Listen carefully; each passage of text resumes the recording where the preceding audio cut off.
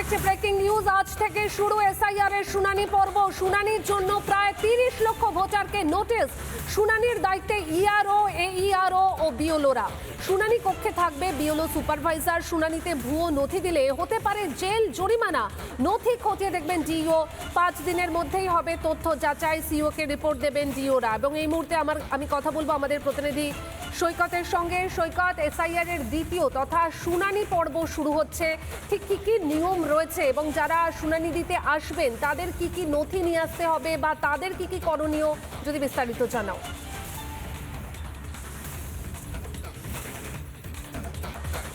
আজ থেকে শুরু এসআইআর এর শুনানি পর্ব। সিও কে রিপোর্ট দেবেন ডিওরা। প্রতিদিন বুথপথি ডাকা হবে 150 জনকে। বিডিও এবং এসডিও অফিসে হবে শুনানি। 5 দিনের মধ্যে হবে তথ্য যাচাই।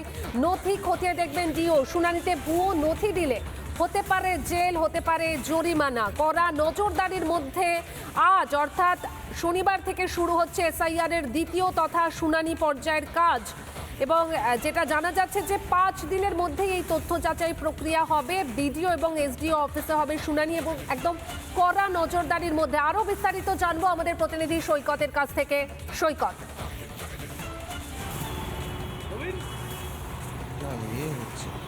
সমস্যা কি হচ্ছে? সৈকত শোনা যাচ্ছে?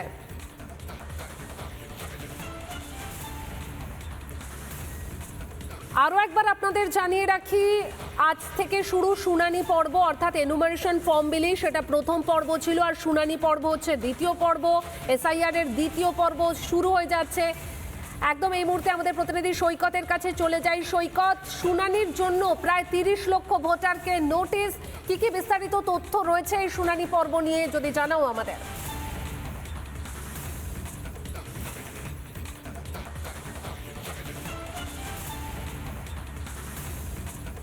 দেখো, আজকে থেকেই গোটা রাজ্য জুড়ে এই হিয়ারিং শুরু হচ্ছে, অর্থাৎ এসআইআর এর দ্বিতীয় পর্ব এই হিয়ারিং শুরু হচ্ছে।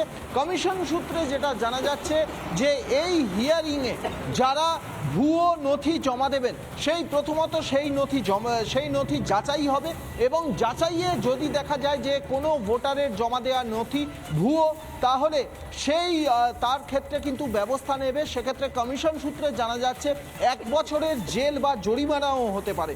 নথি যাচাই হবে, শুধু তাই নয়, ভোটার যারা শুনানিতে আসবেন তাদের ছবি নেওয়া হবে এবং তাদের সই নেওয়া হবে।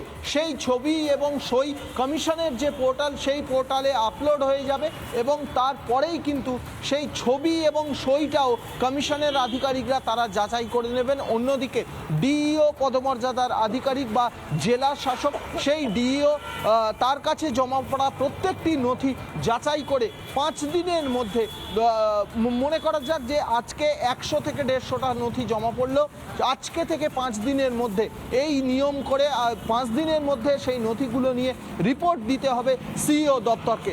যদি দেখা যায় যে কোনো নথি ভুয়ো হিসাবে সামনে আসছে বা ভুয়ো নথি ধরা পড়েছে, সেক্ষেত্রে কিন্তু জেল, জরিমানা হতে পারে। সব মিলিয়ে আজকে থেকে গোটা রাজ্যে শুরু হচ্ছে এই এসআইআর এর দ্বিতীয় ধাপ বা শুনানি পর্ব। মোট প্রায় 32 লক্ষ ভোটারকে শুনানি পর্বে ডাকা হয়েছে। সৈকত, ধন্যবাদ তোমাকে। এবং আমরা শোনাবো এই মুহূর্তে যে কেন্দ্রীয় শিক্ষা প্রতিমন্ত্রী তথা বিজেপি সাংসদ সুকান্ত মজুমদার এবং কংগ্রেস নেতা অধীর রঞ্জন চৌধুরী কি বলেছেন, শুনবো।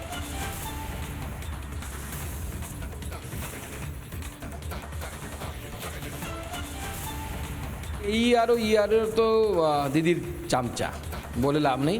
ও দিদির 2 ভাই, বড় ভাই আর মেজো ভাই হয়ে এরা এটা করছে। আমার মনে হয় যারা কেন্দ্রীয় নির্বাচন কমিশনের তরফ থেকে মাইক্রো অবজারভার নিয়োগ হয়েছেন তাদেরকে সতর্ক দৃষ্টি রাখা উচিত এই শুনানির উপরে, এবং যারা বাংলাদেশি অনুপ্রবেশকারী মুসলিম তাদের নাম বিশেষভাবে স্ট্রাইক আউট করা উচিত। নির্দেশ এগুলো হচ্ছে, কারণ পশ্চিমবঙ্গে বিএলও, বিডিও, এসডিও তারা সব সরকারি দলের লোক। তাই তিনি মুখ্যমন্ত্রী ওপেন বলছে আমি বিডিওদের পাশে আছি, মানে এটাই বলছে তোমরা যেমন করে কারচুপি করেছো, যেমন করে তোমরা ভোটের সময় লুট করো, এবারও তোমরা করবে, কোনো চিন্তা না, আমি তোমাদের সঙ্গে আছি। বৈধ ভোটারের কোনোভাবেই ভোটের অধিকার থেকে বঞ্চিত করা যাবে না। তার জন্য আমরা শেষ পর্যন্ত লড়বো, যেখানে যতটা আমাদের যা আছে তাই দিয়ে আমরা তার মোকাবেলা করবো। নানা ধরনের কন্টেন্ট দেখার জন্য লাইক করুন, শেয়ার করুন আমাদের ফেসবুক পেজ, সাবস্ক্রাইব করুন আমাদের ইউটিউব চ্যানেল। পাশাপাশি অন্যান্য ব্রেকিং নিউজের জন্য অবশ্যই চোখ রাখুন রিপাবলিক বাংলায়।